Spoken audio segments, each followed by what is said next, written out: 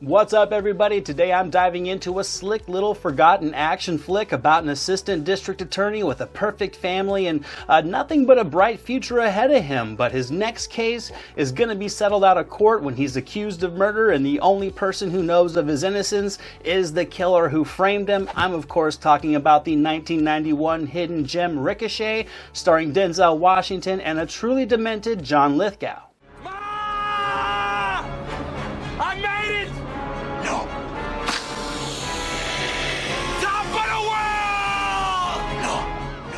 Now, the early 90s was a very busy time for action movies. The decade would see really a plethora of action flicks featuring more grounded, everyday heroes. Stars like Van Damme and Seagal and Snipes would gain a lot of traction among many others. And I mean, during this time in Hollywood, if you were in decent shape and handsome and had some charisma, you had a chance of stepping into the action genre.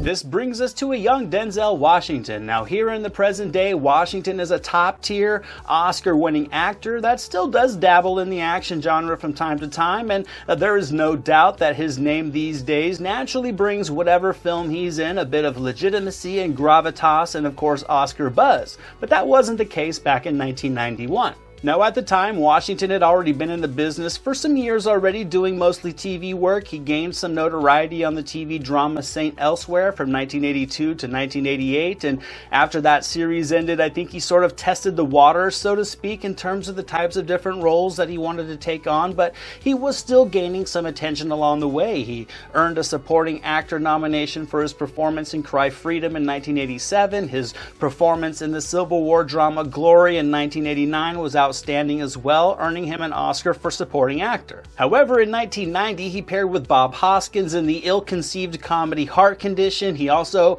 took the lead in Spike Lee's Mo Better Blues, and I certainly think his performance in 1992's Malcolm X, which did earn him a Best Actor nomination, would veer him more to the side of big league dramas going forward, because let's be honest, rarely is an action lead in a movie ever going to win an Academy Award for Best Actor. I think this is a big one, Carlito. Got our own little Academy Award here, and I think it's going to be good. You ready? Ricochet would be Washington's first real dabble with traditional action. Black action leads at the time were nearly non-existent. Wesley Snipes hadn't taken off yet, and Carl Weathers' Action Jackson a couple years prior failed to materialize into a franchise, and Denzel Washington fit the bill perfectly for the action hero prototype, so it was a common sense move. Here, Denzel Washington would pair with John Lithgow to deliver one of my favorite action movies from the era, and a true hidden gem on Washington's extensive resume. Ricochet is a simple tale of revenge, but how it explores this revenge and the brutal action and the all-in performances from Washington and Lithgow make this movie much better than it really had any right to be.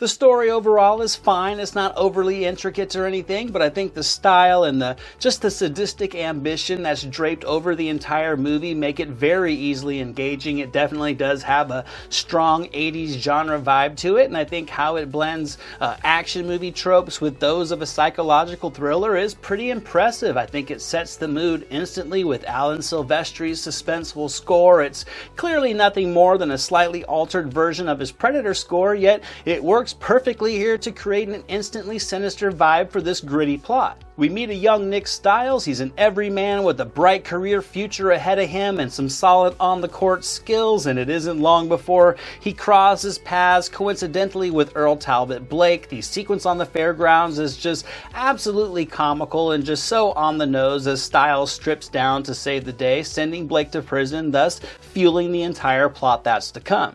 Stiles, you gonna hide behind that little door all day? No. Oh, don't put your uniform back on. You took it off for the psychopath. Keep it off for me. And after smiling off a little bit of harmless sexual harassment, Stiles climbs up the career ladder, and the first act really is perfectly able to craft the motivation for Blake to want to destroy Stiles' life. We're seeing Stiles move to assistant district attorney while Blake is savagely killing Jesse the Body Ventura in a prison phone book fight. The stakes are elevated, and we get to see deeper into just the depravity of Blake through the fantastic performance from John Lithgow.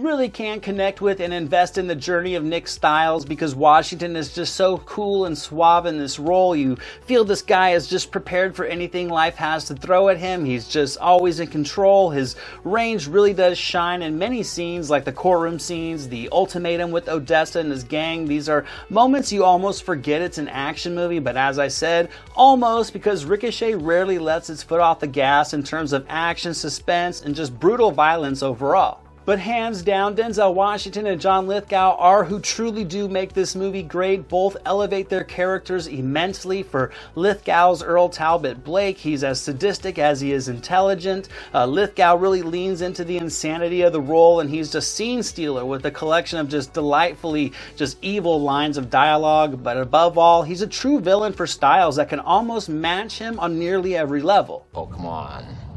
You're not that soft. Come on, what's the matter with you? This is no fun. That's better.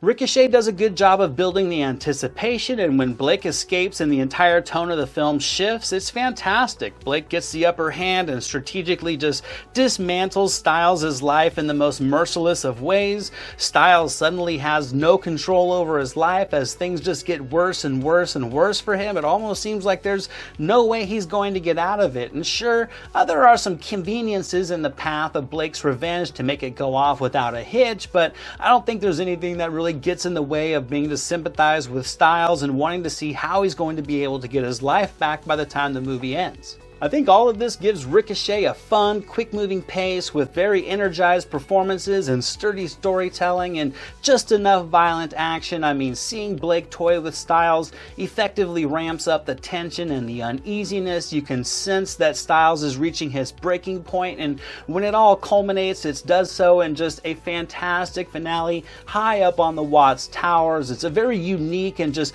one-of-a-kind closing. It's a highly rewarding closing to a thrilling story, and I think Washington and Lithgow they make the whole thing work. They throw themselves into these characters, and it's just great seeing them swinging around high in the air in a fight to the death, and just a classic late 80s, early 90s closing act for an action movie.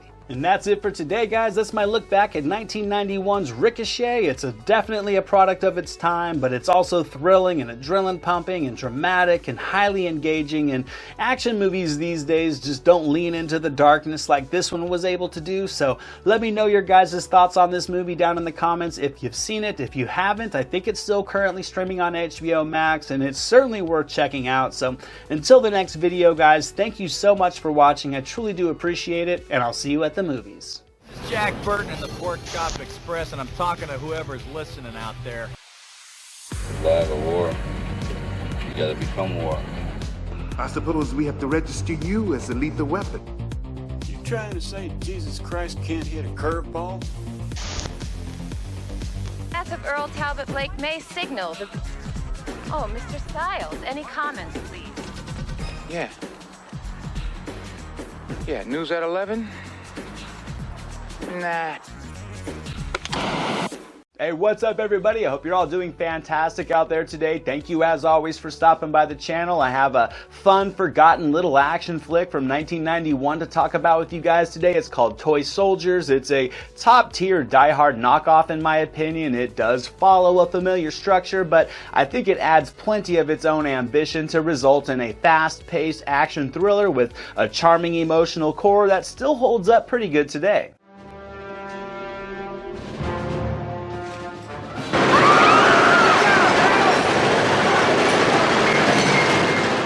Toy Soldiers was directed by Daniel Petrie Jr. and what would be his debut behind the camera at the time of this film's release. He was more known for his screenwriting skills with movies like Eddie Murphy's Beverly Hills Cop and Tom Hanks' Turner and Hooch on his resume. Petrie Jr. would also co-write the screenplay to this one alongside David Kopp, who at the time only had a handful of writing credits under his belt. One of those, though, being the classic Dolph Lundgren sci-fi thriller I Come in Peace that I absolutely love. Kopp, though, is still in the industry today, working strong with titles like Jurassic Park and Mission Impossible and so many more on his filmography. So I do think it's safe to say that the plot structure to Toy Soldiers, while familiar, is sufficiently sturdy for holding holding up plenty of cinematic entertainment, and I think it delivers just that by plugging the right pieces into this formula to create an engaging ride of action and emotion as mercenaries storm this prep school.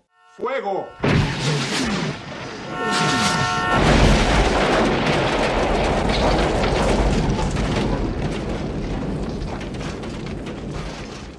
Toy Soldiers had a modest budget of just around $10 million. It would be released in April of '91, finishing in third place its opening weekend, behind Sylvester Stallone's comedy Oscar and Matt Damon's seductive thriller A Kiss Before Dying, with a respectable $4.1 million. And when all was said and done, this little action movie would pull in a modest $15 million in change at the box office. I'm sure this movie did fantastic on home video, though. That's where I watched it for the first time, and it was a late night staple for years on channels like Cinemax and Showtime growing up.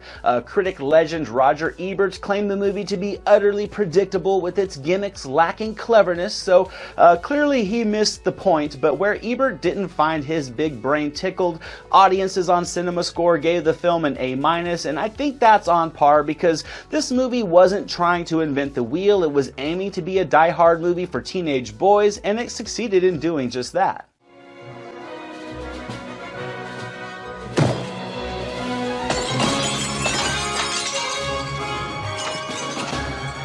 Because Toy Soldiers is a fast-moving, emotionally driven action-adventure set in a lush singular location with subplots and character dynamics that, while recycled, do all tie in together to weave an appealing narrative. Each scene really does flow right into the next. It doesn't take itself too seriously despite the subject matter, and it injects more than enough action and emotion and suspense and friendship to create an easily engaging story that doesn't require much thought or much suspension of disbelief because it doesn't try to do too much or veer out of its lane.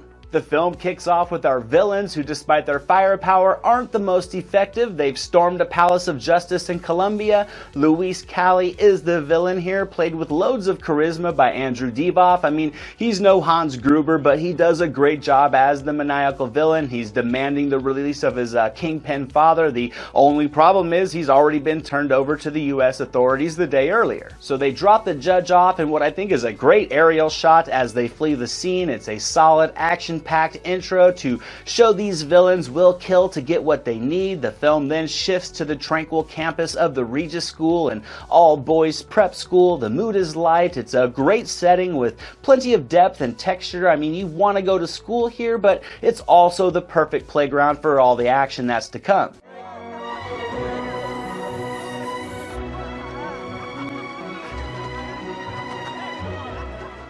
And this is where we meet our group of teenage heroes led by Sean Astin as Billy. He's a great lead for this movie in my opinion. I think he's very natural as the intuitive kid with the rebellion to authority. He commands this role with authenticity, and as the film pulls him into many different stressful situations, despite his clear fear and being in way over his head, he just has a naive confidence that you can't help but root for and believe can actually succeed. I mean, he goes from an underachieving prankster to a leader by the end of the film, and it's a great arc to build this plot around. Will Wheaton drops in to play the soft-spoken Joey. He's the son of a mob boss. Keith Coogan plays the jovial, wisecracking Snuffy. T.E. Russell plays Hank, the book-smart jock, with George Perez completing the group as Pretty Ricky, and I just love this collection of friends. I think they feel so sincere and just authentic together. You can feel the friendship between them as they work together to keep this army of mercenaries from blowing up this school and killing all their fellow students. They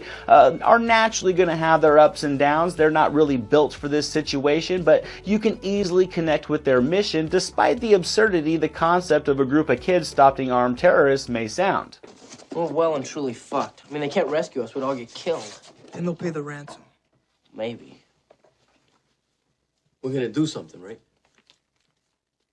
We then get the great Louis Gossett Jr. coming in as Dean Parker, and I think he is the glue that brings this film and the cast together. He just cements everybody with his commanding screen presence. He's got a sincere chemistry with Astin to sell their father figure mentor dynamic, and Gossett Jr. is just smooth and cool in every scene despite being that constant authority figure to these kids. I think the film really does build a nice mutual respect between him and Billy early on that's used perfectly throughout the film and into the final act. He really does believe in these kids, and despite its melodramatic atmosphere, it does fuel the emotional undercurrent of the story perfectly. So like I said, everything just flows together with a nice swift pace. We meet our villains, then our unsuspecting heroes. After a few get-to-know-you scenes, the mercenaries arrive on the campus and all hell breaks loose. The school is rigged with explosives connected to a detonator on the leader of these terrorist groups' wrist, and the plot evolves from there. It's already been established that the kids, in particular Billy, are resistant to authority. They also know the ins and outs of the campus. The dean conveniently has been pulled from the school to deal with Billy's mouthwash scheme, so he becomes the outside voice of reason, and to foreshadow Billy's inevitable attempt to stop this attack. It's all simple but very effective. But naturally, these kids aren't going to do it alone, of course. That would be ridiculous. They're unarmed and they're untrained. They do, however, get to use their ingenuity to craft a plan, and that's where I think Toy Soldiers really is able to shine. It has a routine but capable first act and a familiar but satisfying finale. But to me, the entire middle of the movie, as the kids gather intel and find their bravery tested and the trust and the relationships between them are bonded, is really when this movie is kicking on all cylinders. And this is actually where I think Toy Soldiers gets a tad overlooked as just being a routine Die-Hard knockoff, when the middle part of this film with the characters interacting and playing cat and mouse with the mercenaries is such an appealing and relatively fresh ride.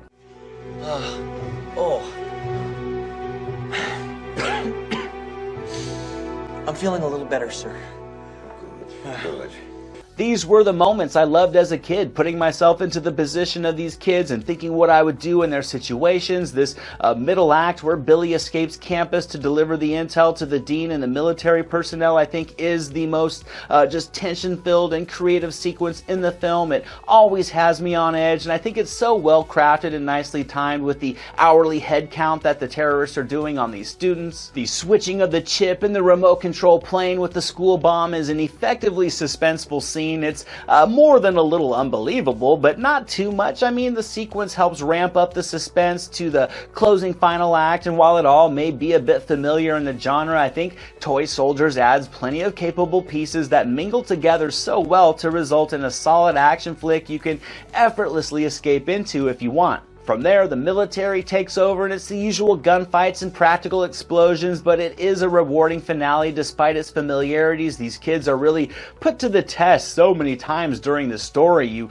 really have taken an emotional journey of determination and growth with them throughout the runtime, and when the professionals come in to dispense textbook movie action, it's a capable closing to an unassuming action movie. I think Toy Soldiers knew exactly what it was, a coming-of-age teen drama with a die-hard setting, and it delivers just that. I definitely think these performances get overlooked a bit because they do make this movie memorable when so many others like it over the years have gone forgotten. I think Toy Soldiers will take you on a ride that can connect you to the teenager inside yourself. It's a nostalgic look back at small action movies from the late 80s and the early 90s that, despite their unassuming appearance, do pack a punch. And that's it for today, guys. I hope you've enjoyed this review of Toy Soldiers from 1991. If you've seen it, let me know what you guys thought down in the comments, and until the next video, I'll catch you at the movies.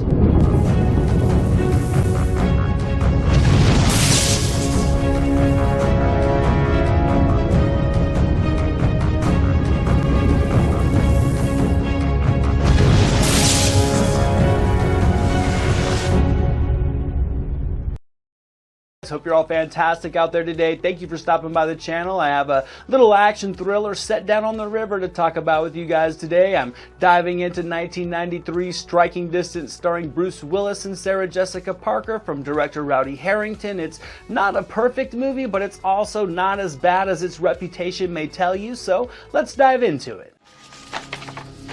Bob, will you get the...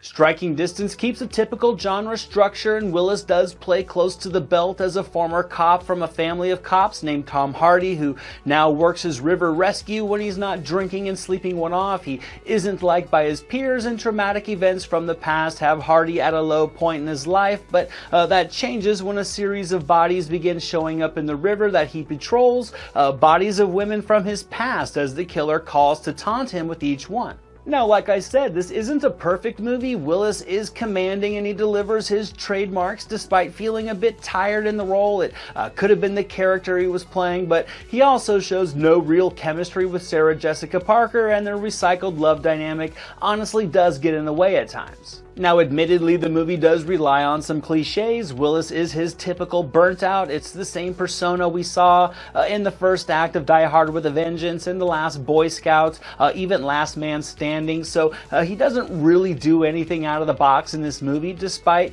feeling at home as what his peers call being a river rat. He begins his quiet side mission to find the truth. No one believes him, yada yada yada. But I think where Striking Distance delivers its appeal is with its family drama, the ominous river atmosphere, and the tension of the action. This movie slips in a couple small moments of gunplay to boost the energy nicely, but it really does rely on the mystery of this killer, and regardless of its predictability, you can still have fun with it for just a mindless ride that doesn't require too much imagination. Now, there was some behind-the-scenes drama on this movie. Bruce Willis's career was riding at a high in the early 90s, and apparently his ego on this movie was as well. He rewrote a lot of scenes that caused a complete shift in the tone of the plot. It inflated the budget with a lot of reshoots that Willis was apparently not too happy to be a part of. So, despite it being an entertaining film, it's really interesting to see what Striking Distance would have originally been had it followed closer to Harrington and Kaplan's original script called Three Rivers. Now we have two choices here. You either put the guns down, or we all start shooting. Regardless of all the drama, though, Harrington was a capable director with films like Roadhouse and the highly undermentioned boxing movie Gladiator under his belt already, and I think he was able to craft a charming little thriller here. The characters were all very appealing. Admittedly, Sarah Jessica Parker wasn't very well written and is pretty much just a plot device and kind of useless to the movie, but I mean, Dennis Farina comes in along with Tom Sizemore to make the most out of some otherwise bland characters, while Brian James does what he does best, which is being a sincere asshole to really combat the protagonist. It's gonna be just you and me! You belong on the river, you fucking rat! I just think these guys make the most of the quiet moments and the thinly written characters to kind of help keep you more engaged than you normally would be between the action, and it results in just a slick little thriller. Brad Fiedel, who also worked music for the Terminator films, True Lies, and so many others, lends his talents to this one, and unassumingly, I think he does such a great job of just infusing the movie with really its entire personality and its mood, whether it be when the suspense is kicking in and the tension, or when the action is raging out on the river. Fiedel's scoring is able to elevate the dramatic impact with ease. Like I said, a little bit of gunplay is dropped in, a few nicely crafted car chases that are intricate and visually appealing as cars are racing all over Pittsburgh and boats are ripping up and down the rivers. These sequences, I think, are when Striking Distance is at its best, and while it all may be a bit routine for the genre, I think it still can entertain. The finale, rightfully so, is out on the water, it's adrenaline pumping, and sure, it's as equally melodramatic, but I mean, I gotta say, Striking Distance is a good time, and it delivers what you want for a quiet little action movie. It pulls you off the couch and into the looming tension of a killer on the loose. With Hardy in their sights, it weaves just enough mystery to the killing and cuts it with textbook action and family drama to really keep an entertaining flow throughout its tightly paced runtime. And those are my thoughts on Striking Distance, guys. I recommend checking this one out if you enjoy action movies and you haven't seen it. I enjoy this film on rainy days for some reason. Willis is good, but not great in it. I think the supporting cast and just the atmosphere overall are what pulled me into it. It's not groundbreaking by any means, but it does have enough moving pieces and surface level story beats that go well with the practical action to keep you entertained for 90 minutes.